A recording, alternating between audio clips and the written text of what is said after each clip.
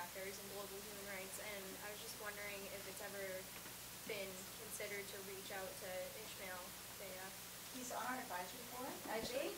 Oh. And if you take a look at our book, Forward by Ishmael Baya. Yep. Yeah, he is a really strong supporter of Fambul Tok, Yep. And it's a natural fit. In a Fambul Tok? Yep. No, but he's been asked. He hasn't. He's in Sierra Leone actually right now, and he and John have gotten to be good friends. And I think that's part of the plan, is that he'll take him to see some Fambul Tok. He hasn't participated in one himself. The first time he learned about Fambul Tok actually was he came and spoke in the community where I live in Portland, and we screened an early part of the early cut of the film, and he and I did Q&A together. And somebody asked him, would you be willing to forgive? And that wasn't a question that was easy for him to answer at the time. I don't know how his thought about it has changed.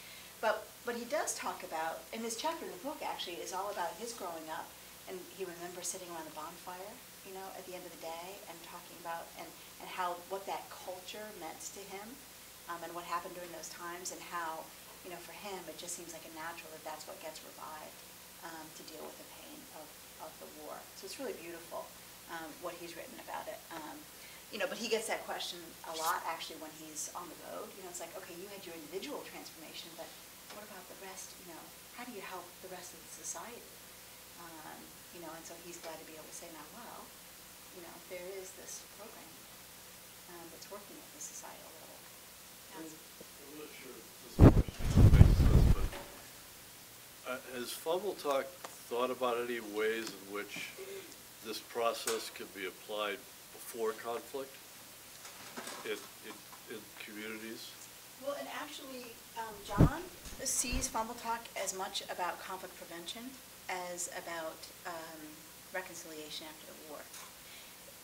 Most Sierra Leoneans feel like the wounds of the war they're festering, and because they've never been acknowledged and dealt with, and that any spark could light it and explode. And in fact, they have a national election coming up at the end of this year, and the political parties have already mobilized for violence, and there's been outbreaks of violence since a year ago in the lead up to the election as the parties try to jockey for power. And there's a huge fear across the country that that's just the kind of thing that could reignite even a civil war. Not just isolated instances of violence, but mass violence.